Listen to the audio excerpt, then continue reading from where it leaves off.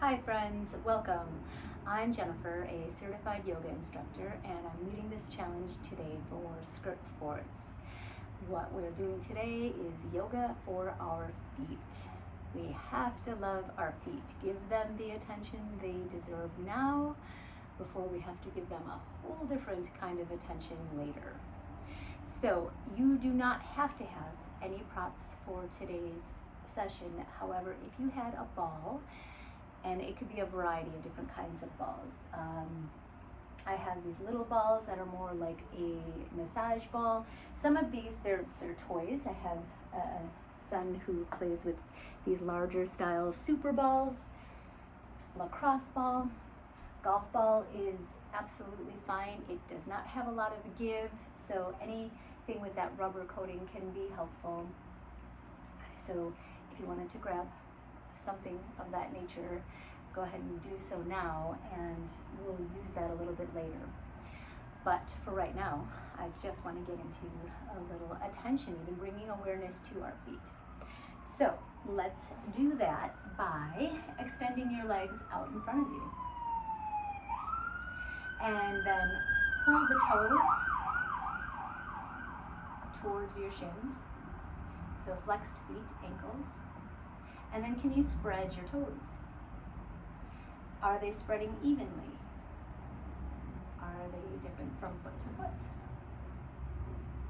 Okay, then this can kind of be tricky to explain. I'd like you to think about keeping the toes being drawn back towards you, but sending the ball mounds of your feet away from you. So spread toes, still pulling towards you, but you're sending the ball mounds down and away.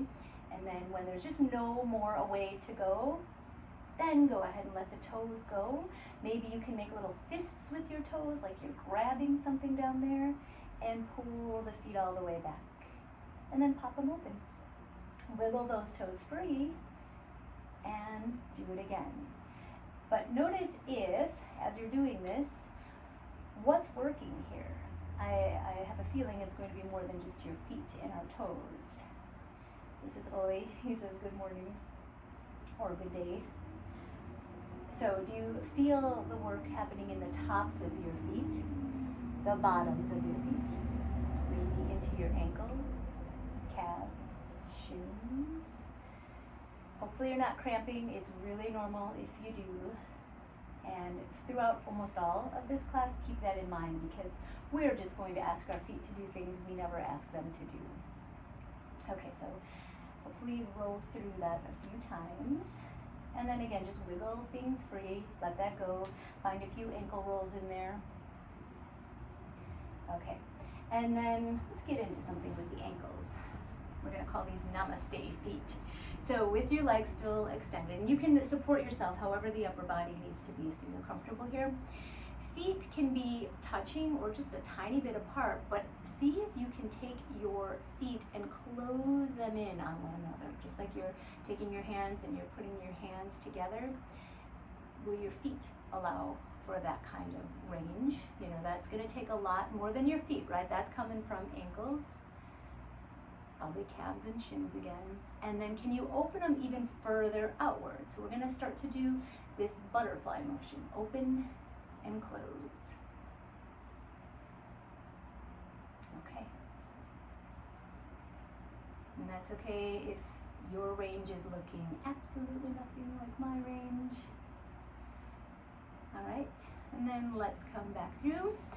And now we're going to create some space right into the toes. So all I ask is that you're in a comfortable position where you have access to your foot. And I know some people either are sitting on a blanket, a pillow, or they put their foot up on a pillow. You could be on a couch or a chair or your bed. But please be able to access your foot and toes. What we're going to do is, I'm gonna have mine hanging off because we'll add in a little extra ankle work. We're going to take our fingers and try to slide them into our toes, going right in between each toe.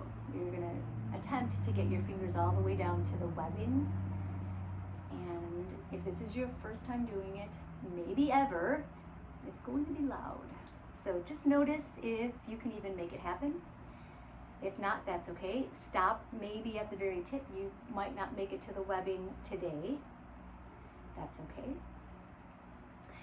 So if you've made it down there, maybe you can spread the fingers and move them around a little bit. So just kind of explore. You know, you're welcome to start from here. If you've got a decent grip in there, pull the foot towards your body or away, just pulling it over. So you start to stretch into these top tendons, and then go in opposition, and the whole ankle can come along with, right? It doesn't have to be just the foot. So you can push and pull, and then start to make some circles. And again, this can be where it's more from the foot or the whole ankle. And if you sit here for a while, maybe it is already making some space, and it just, you can feel it by, there's a little more ease, right? Okay. And then slowly, we're just gonna take those fingers right back out, and then open, close, wiggle around a little bit. So it's sometimes fun right here to put your feet next to each other. Take a look at your toes, and there's a chance that you've already created some space and difference. If nothing else, they might just be different colors because you just got the blood flowing over in one. Let's go ahead and do that same thing on the other side. And don't be surprised if this side is a completely different animal. It's very common, and you know the history of your feet. You know, you might have a bunion, a hammer toes, or plantar fasciitis, where things are just different, so different from left to right, and how the feet show up. So you might have to do a whole different thing over on this side, and that's okay. So once you're in there, same idea, just check in. Is this comfortable? Don't do too much. You don't benefit in any way by forcing something to the point of pain. You know, the discomfort is one thing, just because we haven't done this before. All right, so once you're there, then the invitation to start to move things around.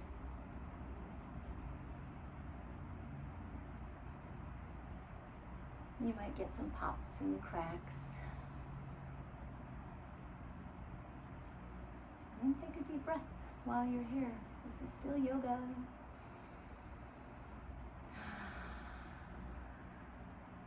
Soften through your jaw, face. And otherwise, doing your best to stay present. And really focus on your feet. We're here giving them attention. Thank them. I mean, really think about how much your feet do for you every single day. And how often are we just overlooking that and we don't give them any attention? Okay. When you feel like you've had enough over here, start that slow release, coming back through, shake it free, and then you can put them back next to each other. Just kind of take a little look. Okay, so real quick here's another one. You can go whichever foot, it doesn't matter. This is kind of a brain-body, like the mind-body connection. I'm going to have you just see if you can, without doing anything else, no hands involved here. Can you just lift the big toe? And then can you put the big toe down, lift the other 4 toes? And can you go back and forth between the 2? Okay. And it's okay if that didn't come to you. We're going to keep adding on with more playfulness here. Is there any way to keep the pinky toe and big toe down and lift any of those inside toes? And then can you reverse that? Okay.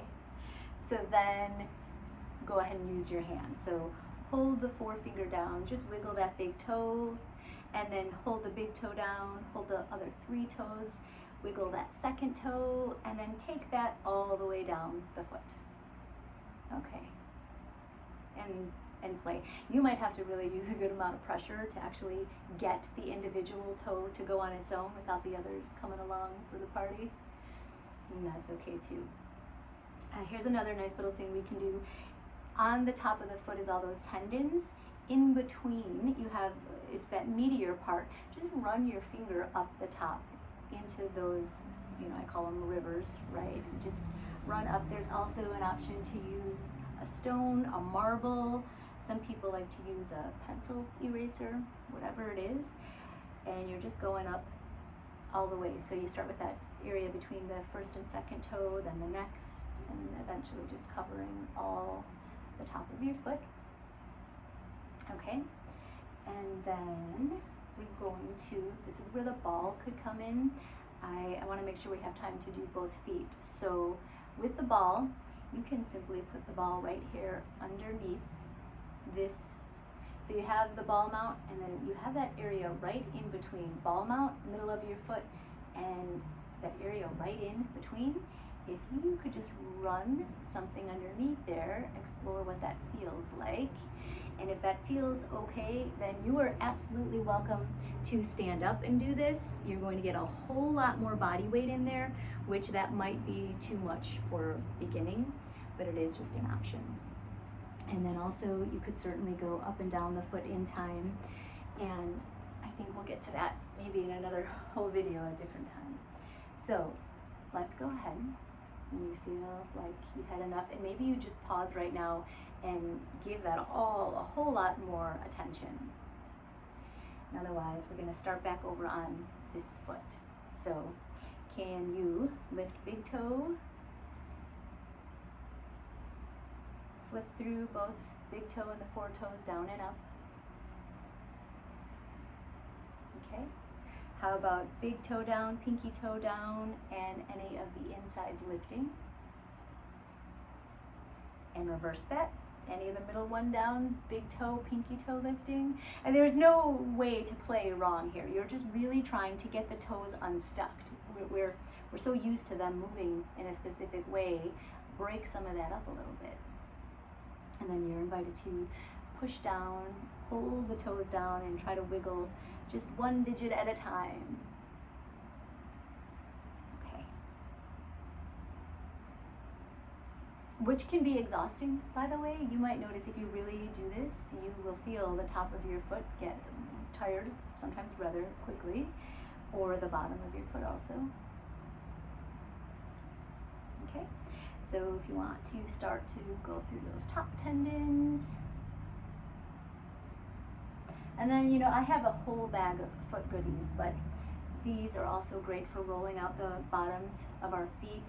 You could use a water bottle, a frozen water bottle. That can be a really nice one. Okay, let's go ahead, and if you did have a ball of some sort, grab that and just see what it's like to roll through here. And because I stood on the other one, I want to keep it even, so I'm going to do that here again. So if you are doing the standing motion, I would encourage you to put one foot right out in front of the other, so you can play with your body weight, shifting a little bit more in, taking some out. And I know, I think we'll do another video for this, but like into the center of the foot, put some body weight there and really see what goes on. If you want to get into the outer edges of the foot, inner and outer edges. I mean, there's just so much that gets congested in the bottom of our feet. So cover all the areas you can to see what is tight on you, what needs to release. And then if you're standing with me at this point, just stand back. Feel the bottoms of your feet. Feel the tops of your feet. Are they feeling different at this point? You know, I'm not in the camera right now, but I really just want you to focus on the feet. So looking down at them, can you spread the toes? Can you have the toes spread and then start to bring yourself up right into that toe stand?